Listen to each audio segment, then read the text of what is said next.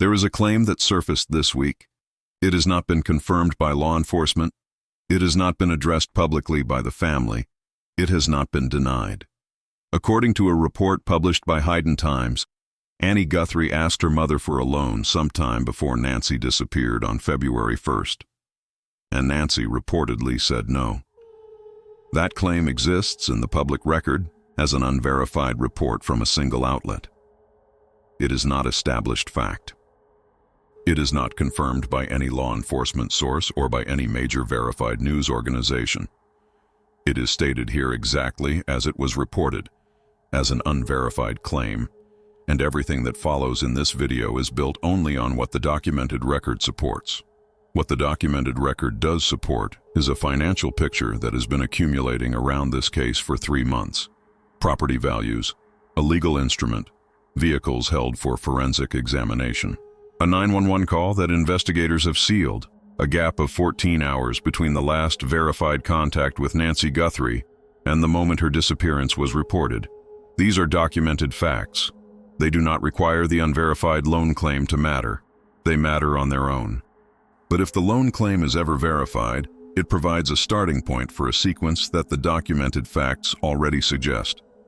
This video follows that documented record, not the speculation, not the rumors, not the unverified claims. The facts, in the order they occurred, and what they show when you line them up. This is the verdict room. We examine the evidence. We follow the facts. And at the end of every investigation, we deliver the verdict. If you are new here, subscribe right now and hit that notification bell. Every week, we bring you the forensic depth, the investigative analysis, and the documented record that tells you what is actually known in the cases that matter most. If you are already part of this community, hit that like button right now. It helps more people find this investigation. Now let us build the complete documented picture of what is known about the financial context of this case and about the specific timeline elements that the investigation has not resolved publicly. Before anything else, we need to establish who this is about. Nancy Ellen Guthrie is the mother of NBC Today show co-anchor Savannah Guthrie. She was 84 years old when she disappeared from her Tucson, Arizona home in the early morning hours of February 1, 2026. She had lived in the Catalina Foothills neighborhood for more than 5 decades. She was, by every law enforcement characterization, cognitively sharp, fully aware, and someone who understood her circumstances completely. She had physical limitations, a pacemaker, daily medications for serious heart-related conditions, limited mobility.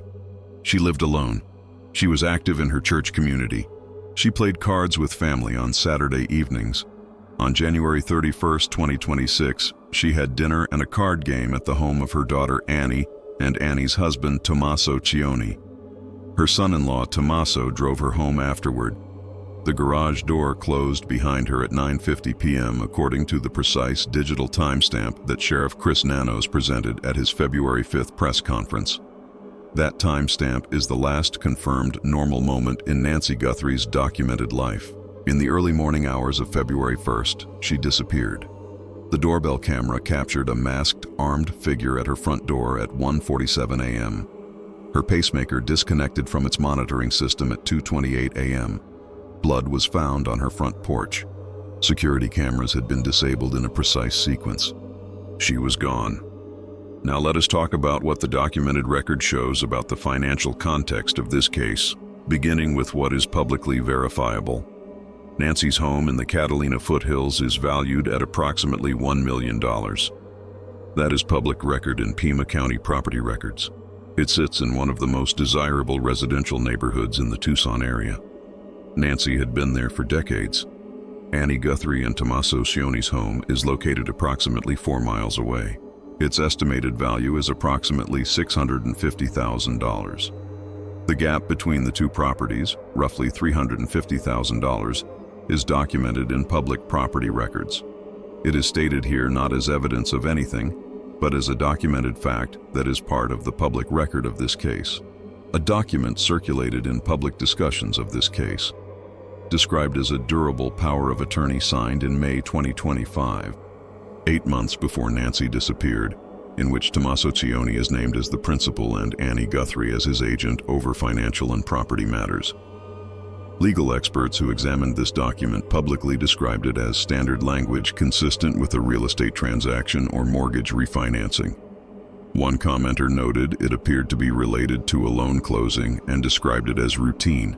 The document has not been confirmed as authentic by any official source, and its legal significance has not been established. It is documented here as a circulated document that exists in the public discussion of this case, with the characterization of legal experts who reviewed it publicly. The family, including Annie Guthrie and Tommasocioni, was officially cleared as suspects by Sheriff Nanos in a February 16th public statement. He was direct and unambiguous. "Not one single person in the family is a suspect," he said. "The family has been nothing but cooperative and gracious and are victims in this case. That clearance was issued by law enforcement with confidence. It is the official position of the investigation. Annie Guthrie and Tommasocioni are not suspects. The unverified Hayden Times report about the loan request is stated here as an unverified report. It has not been confirmed by law enforcement. It has not been confirmed by any verified news organization. It has not been addressed by the family. It exists as a claim in a single outlet and is presented only as such. What is documented, independently of that claim, is the 14-hour gap. Nancy arrived home at 9:50 p.m. on January 31st. The 911 call reporting her missing was placed at 12:03 p.m. the following day. That is 14 hours and 13 minutes between the last documented contact with Nancy Guthrie and the moment her disappearance was reported to authorities. During those 14 hours, she had no active security cameras recording, no alarm system, no medical alert device, no caretaker. Her hearing aids came out at night, which Sheriff Nanos has noted made her completely deaf to her surroundings. She required medication that the sheriff described as potentially dangerous to skip. The 14-hour gap is documented fact. It does not require interpretation. It is simply the documented distance between two time-stamped events: the garage door closing at 9:50 p.m. and the 911 call at 12:03 p.m. the following day. The 911 call itself is a separate documented element. In Arizona, 911 recordings are public records. Reporters can request them. In most high-profile missing persons cases, recordings surface within days. 3 months into this investigation, the recording of the 911 call placed by Annie Guthrie has not been made public. Retired Detective Bob Gilliam, appearing on Chris McDaniel's Interview Room, addressed this directly. He said there is probably investigative information on that recording that detectives do not want the public to hear. He said not to hold your breath waiting for it. He then said something that carries analytical weight. He suggested the call might not surface until a trial date approaches. He used the word trial. That is the assessment of a retired detective, not a law enforcement official with inside knowledge of this investigation. It is stated here as expert analysis, not confirmed fact. But a retired detective with experience in these cases, saying the 911 recording may be held for trial, is a specific assessment that deserves to be noted. Also documented is the 7-minute gap in the published timeline on the day Nancy was reported missing. The family arrived at Nancy's residence at 11:56 a.m. The 911 call was placed at 12:03 p.m. 7 minutes between arriving at the home of an elderly missing woman and calling for help. What was occurring during those 7 minutes has not been publicly addressed. It is simply a gap that exists in the documented timeline. Let us stay on the 14-hour gap for a moment, because the specific context of that gap matters beyond just the number of hours. Nancy Guthrie arrived home at 9:50 p.m. on January 31st. By that point in the evening, she would have been preparing for bed. Her hearing aids would have come out. The sheriff has specifically noted that once Nancy's hearing aids were removed, she was completely deaf to the world around her. She would not have heard a knock on the door. She would not have heard footsteps. She would not have heard anything happening outside her walls. She was also someone who, by the dispatcher audio, published by Broadcastify, could not walk 50 yards without assistance. Her medication needed to be taken at 10 o'clock that night. The sheriff characterized missing that medication as potentially dangerous given her cardiac conditions. Her pacemaker was her lifeline, a device that both kept her alive and, as investigators have since confirmed, recorded physiological data during the period between her arrival home and its disconnection from monitoring at 2:28 a.m. The people who dropped her off at 9:50 p.m. knew all of this. They knew she was about to become deaf to her surroundings. They knew about the medication. They knew about the pacemaker. They knew she lived alone. They knew the camera system was not actively recording inside the home. They knew there was no alarm, no medical alert device, no overnight caregiver. These are facts about Nancy's living situation that anyone close to her would have known. The 14-hour gap that followed is documented, from 9:50 p.m. to 12:03 p.m. The next day, nobody from the household that had just had dinner with her made contact by phone, by text, or by driving the 4 miles that separated their home from hers. The gap ended not because a family member checked in, but because a friend noticed Nancy was absent from her Sunday morning church live stream and placed a call. That is what is documented. The gap, its specific context, and the fact that the person who eventually noticed something was wrong was not someone from the family dinner the night before.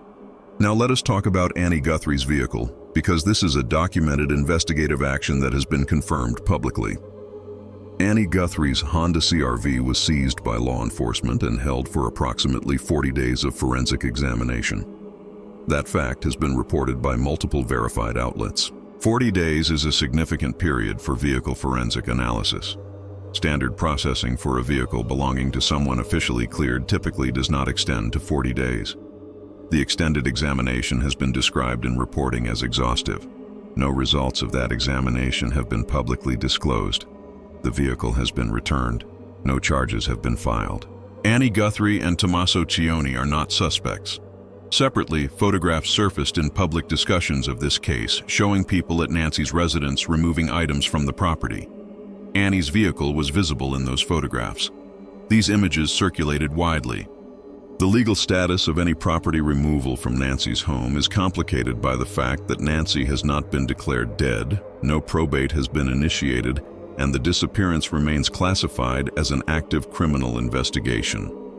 What legal authority, if any, exists for removing personal property from the home of a missing person who is the subject of an active federal criminal investigation is a question that has not been publicly addressed by investigators. These are the documented elements. Property values on public record. A circulated document described as a power of attorney, characterized by legal experts as routine. An unverified report of a loan request that is stated here only as unverified. A 14-hour gap in the documented timeline, a sealed 911 call, a 7-minute gap on the day of reporting, a vehicle held 40 days for forensic examination, photographs of items being removed from the property. The broader investigative picture deserves specific attention alongside the financial context, because the two exist in the same case, and understanding one requires understanding the other. The investigation has been running for more than 3 months. 400 investigators at its peak, nearly 50,000 tips, multiple surveillance operations, FBI forensic teams, a pacemaker signal detection device mounted on a helicopter flying low-grid searches over the Tucson area, license plate reader canvases, Walmart purchase record analysis, Ring camera footage requests going back to January 11th, 3 weeks before the operation. All of that effort has not produced a public arrest. But the absence of a public arrest does not mean the absence of progress. Investigators in complex kidnapping cases routinely work for months assembling evidence before any public action is taken. The standard for arrest requires probable cause. The standard for conviction requires proof beyond reasonable doubt. Building the second standard while maintaining the first takes time, especially in cases where the forensic evidence involves complex DNA analysis that the available technology cannot yet fully resolve. The hair sample is being analyzed. The glove DNA is being processed through investigative genetic genealogy. The devices seized from the soulmate in the Lynette Hooker investigation, which is a separate case entirely, demonstrate that device forensics from complex maritime scenes can take months to yield results. The Nancy Guthrie investigation is not a maritime case, but the timeline of forensic analysis in complex federal kidnapping investigations consistently extends beyond what the public expects. The investigation going quiet publicly does not mean it has stalled. It means the active work is happening in controlled environments, laboratories, warrant processes, interview rooms, where the public cannot see it, and where the investigation benefits from the suspect not knowing how close the evidentiary case has come to completion. The NBC protocol is perhaps the most specific behavioral indicator available about where investigators privately assess this case. You do not build a live broadcast procedure for communicating breaking news about a specific missing person to a specific anchor on the air, unless you have a considered belief that the news will break while cameras are rolling. That procedure was designed, implemented, and has already been used twice. Once on April 15th, when Savannah was removed mid-segment, and once 2 days later, when she was absent from the broadcast entirely. Neither absence produced a public update on the case, but both absences reflect a production team operating under the assumption that the news could come at any moment. Now let us talk about what the broader investigation shows, because the financial context exists alongside forensic evidence that has its own significance. The DNA recovered from inside Nancy's home produced what C.C. Moore of Parabon Nano Labs described as a complex mixed sample, more than one contributor's genetic material. The profiles cannot currently be separated with the technology available. A CODIS search has returned negative results, meaning the unknown profiles do not match anyone with a prior arrest in the federal database. That absence of a CODIS match is forensically significant. It describes individuals without prior criminal history, people living ordinary lives, people whose names would not appear in a search of criminal records. The hair sample recovered from Nancy's home, reportedly missed by the sheriff's initial team and found on a subsequent federal return visit, is undergoing analysis. According to reporting by multiple outlets, that analysis may include processing at Astrea Forensics, the laboratory in San Francisco that helped identify Long Island serial killer Rex Heuermann. Astrea's technology for complex DNA analysis is among the most advanced in the country. The glove found 2 miles from Nancy's home produced an unknown male DNA profile that has been submitted to CODIS and is being analyzed through investigative genetic genealogy, the same technique that identified the Golden State Killer. That genealogy process builds a family tree from partial matches in consumer DNA databases and narrows toward a specific individual. The process takes time. The sample complexity has been the primary obstacle. Former FBI Special Agent Jennifer Coffendaffer has said consistently throughout this investigation that someone already knows who the person on the doorbell camera is. The physical description, visible eyebrows, a black mustache, a pinky ring, approximately 5 feet 9 to 5 feet 10 inches, average build, is specific enough that someone in that person's daily life can picture them. The FBI has made that physical description public specifically to generate recognition-based tips. Former FBI agents have described the suspect's distinctive features as unusual enough to be identifiable to anyone who knows him. The investigation has gone quiet in the specific way that investigations go quiet when something is being assembled rather than abandoned. Sheriff Nanos has not held a substantive press conference in over a month. His statement on the 3-month mark was brief. He said he believes someone out there knows what happened and asked people to call the tip line. That is the language of an investigation that has leads it cannot yet act on publicly, not one that has run out of threads. Brian Entine of News Nation, who has had consistent on-the-ground sourcing in this case, reported in early May that cooperation between the Sheriff's Department and the FBI has improved from where it was earlier in the investigation. The Pima County Board of Supervisors Vice Chair Dr. Matthew Hines publicly accused Sheriff Nanos of allowing a personal grudge against the FBI to hinder the investigation. That accusation came from an elected official with oversight authority over the Sheriff's Department. It has not been retracted. Ed Smart, the father of Elizabeth Smart, who has direct personal experience with the dynamics of high-profile missing persons investigations, appeared on News Nation and used one specific word when discussing the family clearance. He said the Guthries have supposedly been cleared. Supposedly. That word is careful. It respects the official position while noting that official clearances in active investigations are based on the evidence available at a given moment and are subject to change as investigations develop. NBC's Today Show has a documented protocol specifically designed for the possibility of news breaking about Nancy during a live broadcast. If a producer tells Savannah she is needed off set using a specific phrase, she understands immediately that there is a development in her mother's case. She would be taken off camera and told privately, while another anchor reports it simultaneously to the public. That protocol was activated on April 15th when Savannah was removed from the set mid-segment during an interview with Anne Hathaway. She returned later without explanation. 2 days after that, she was absent entirely. No official explanation was provided for either absence.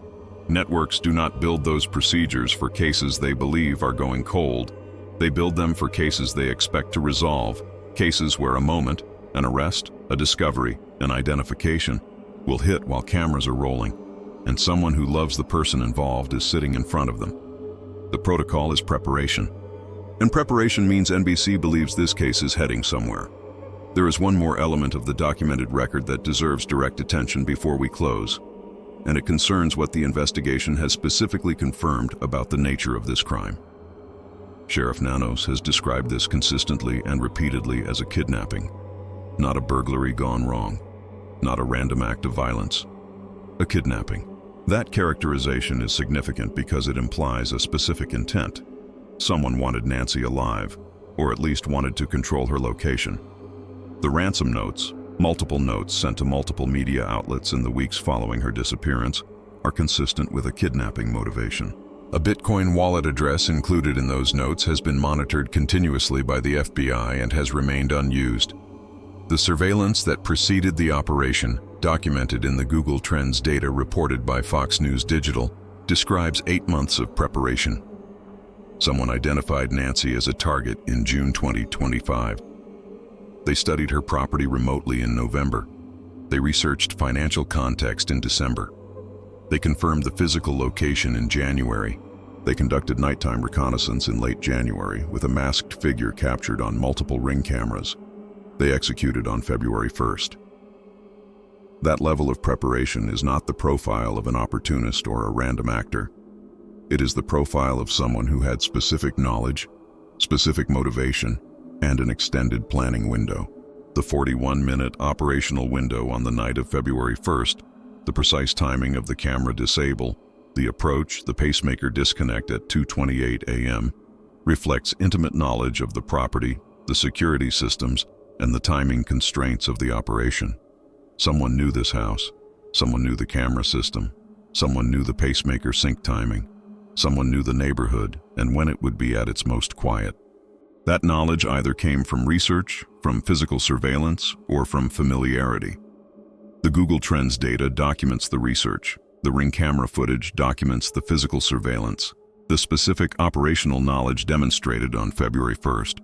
The flower pots repositioned. The security gate that does not open from the outside. The precise 41-minute window suggests a level of familiarity with this specific property and its specific vulnerabilities that goes beyond what research and distant surveillance alone would provide. The investigation is examining all of these threads. The financial context is one of them. The forensic evidence, DNA, the glove, the hair sample, the pacemaker data, is another. The digital trail documented in the Google searches is another. The physical surveillance documented in the Ring camera footage is another. The sealed 911 call is another. The 40-day vehicle examination is another. Each thread by itself is a question. Together they are converging toward an answer. The investigation is still assembling that answer.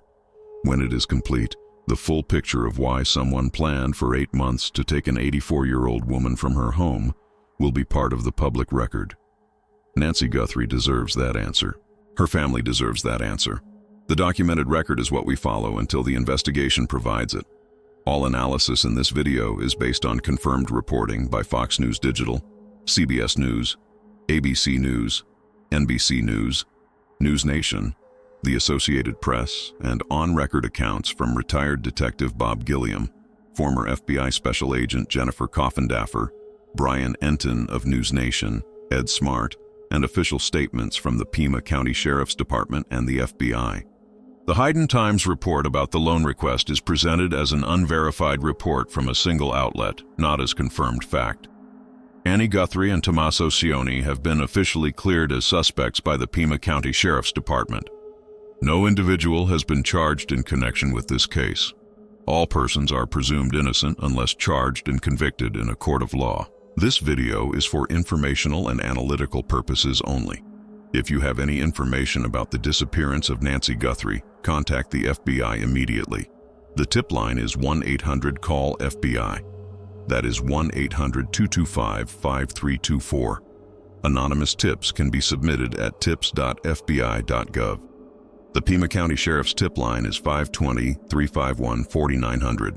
The combined reward for information leading to Nancy's safe return, or the arrest of those responsible, exceeds $1 million. If this investigation moved you, if this kind of serious, evidence-grounded documentary analysis is what you come here for, subscribe to the Verdict Room right now and hit that notification bell. Every week, we examine the evidence, follow the facts, and deliver the verdict. Drop your thoughts in the comments below. What do you think the 911 recording contains that investigators have decided cannot be made public yet? What does the 40-day vehicle examination tell you about the scope of the forensic work being done in this case? This is the Verdict Room. Nancy Ellen Guthrie has been missing since February 1st, 2026. She has a pacemaker and requires daily medication. She has children and grandchildren who are waiting. Her congregation at St. Andrew's Presbyterian Church has prayed for her every Sunday since she disappeared. She was dropped off at her garage door after a card game with her family and never came home on her own the next morning. The 14-hour gap is documented. The sealed 911 call is documented. The 40-day vehicle examination is documented. The DNA from an unknown male with no criminal record is in a laboratory. The investigation is active. The evidence has spoken. There is a detail about the night of January 31st that has not received the attention it deserves in the broader coverage of this case, and it concerns the Uber ride. The trip to Annie and Tommaso's house for dinner is documented. Nancy called an Uber at 5:32 p.m. The driver picked her up, drove her to the dinner. That ride has a timestamp, a route record, in-car footage, and a driver who cooperated fully with the FBI. It is documented from multiple independent sources. The trip home is different. Nancy did not call an Uber to return. Tommaso drove her home. That ride has one source, Tommaso's account of it. There is no third-party ride record. There is no route log from a rideshare app. There is no in-car footage from an independent driver. There is no independent witness who saw her arrive or saw the garage close. The security camera that would have recorded the arrival was not actively capturing footage at that hour. The only documented record of Nancy arriving home is the garage door timestamp at 9:50 p.m. A timestamp that records the garage closing, not who was in the car or what happened in the moments before it closed. This asymmetry, the fully documented outbound trip versus the single-source inbound trip, is a factual observation about the evidentiary record. It does not accuse anyone of anything, but it is part of why the 14-hour gap that followed carries the weight it does. The last fully corroborated moment before Nancy disappeared is not 9:50 p.m. It is the moment she got into an Uber at 5:32 p.m. Everything after that, including the dinner, the drive home, and the closed garage door, is either undocumented or documented by a single source. The investigation is working with that asymmetry. The FBI has the Uber records. The FBI has the driver's account. What the FBI knows about the period between 5:32 p.m. and 9:50 p.m., and specifically about the drive home, is part of the evidence that is being assembled behind closed doors. Nancy Guthrie has been missing for more than 3 months. The investigation continues. The evidence is being assembled. The answer, when it comes, will be built from the documented record of everything that happened from the moment she got into that Uber until the masked figure appeared on her doorbell camera 7 hours later. The evidence has spoken. The investigation is still listening. One final observation. This video has covered a specific set of documented facts. Property values, a circulated legal document described as routine by legal experts, a 14-hour gap, a sealed 911 call, a 7-minute delay in reporting, a vehicle held 40 days, photographs of property being removed, and an unverified claim from a single outlet about a loan request. These items exist in the documented public record of this case. They have been presented here with their appropriate evidentiary weight. Verified facts stated as verified, Unverified claims stated as unverified. Expert analysis attributed to the experts who provided it. What they collectively describe is a case that is still open, still active, still being assembled by investigators who have chosen not to share what they know with the public, because doing so would compromise the work they are doing. That is not stagnation. That is how complex federal criminal investigations operate when the evidence is being built for prosecution rather than for public consumption. The investigation will eventually produce its answer. When it does, every documented element of this case, the financial context, the forensic evidence, the digital trail, the surveillance record, the sealed 911 call, and the 40-day vehicle examination, will be read in the light of that answer. Some elements will take on new significance. Others may turn out to mean exactly what they appear to mean from the outside. The investigation knows which is which. The public does not yet. What the public knows is documented here. What the investigation knows is coming. Nancy Guthrie deserves to come home. Her family deserves the truth. The documented record is what we follow until both of those things happen. The evidence has spoken.